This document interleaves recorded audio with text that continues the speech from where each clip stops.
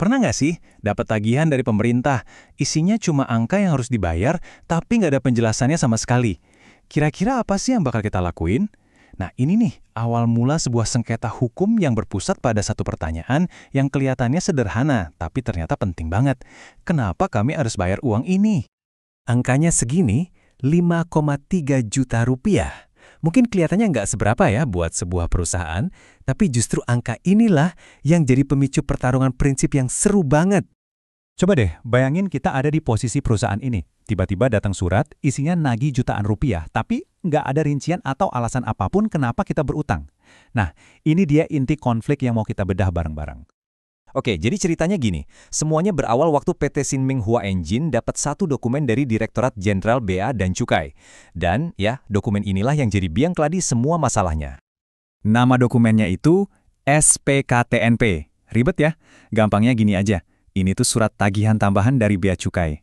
Jadi menurut pemerintah, perusahaan ini ada kurang bayar. Nah, surat inilah cara mereka buat nagih kekurangannya. Nah, ini nih yang menarik. Kalau kita lihat rinciannya, ada kekurangan bea masuk, PPN, PPH, plus denda. Angka-angkanya sih jelas ya di sini, tapi buat perusahaannya, pertanyaan utamanya tetap sama. Ini ngitungnya gimana? Dasarnya apa? Kok bisa muncul angka segini? Ya wajar dong, karena ngerasa punya hak buat tahu, perusahaan ini ngelakuin hal yang paling logis. Mereka nanya.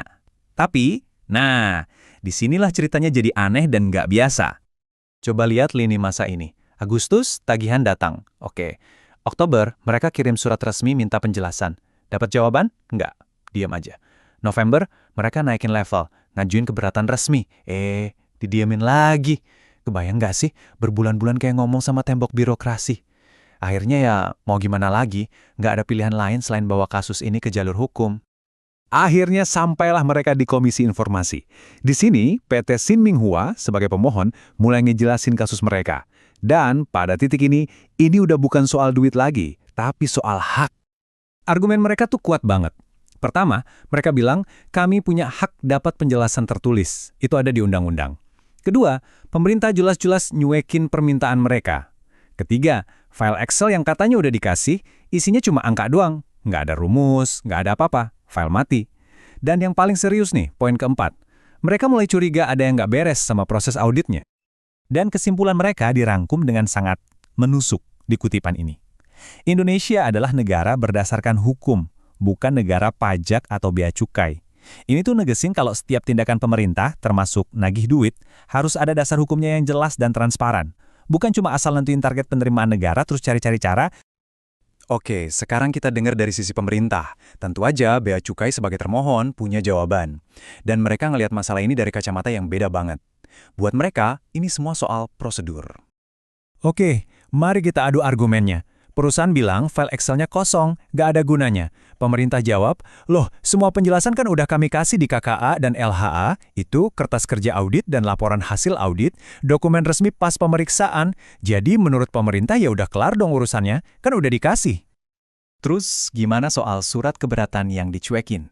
Nah, jawaban pemerintah ini, wah, birokratis banget. Anda salah alamat.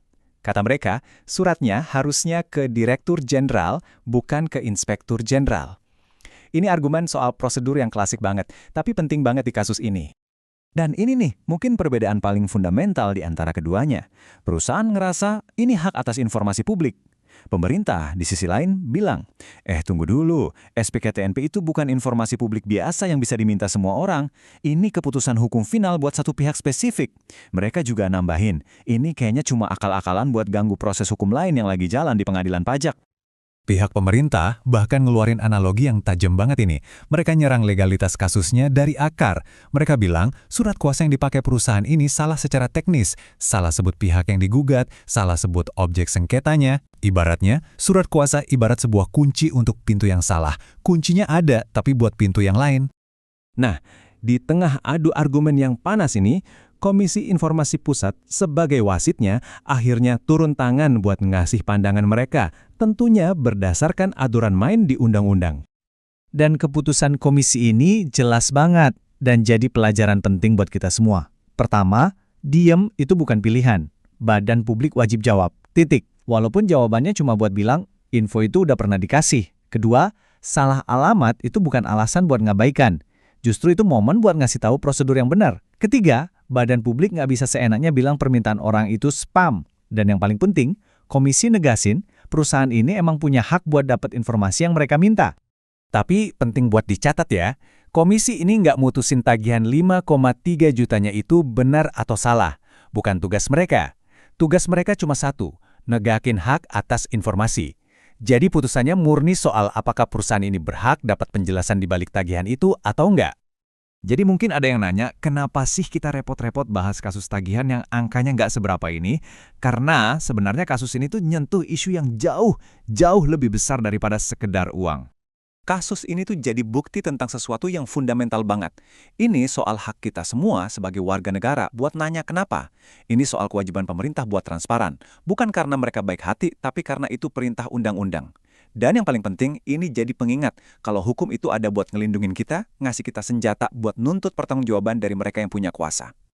Pada akhirnya, kasus ini ninggalin kita semua dengan satu pertanyaan buat direnungin.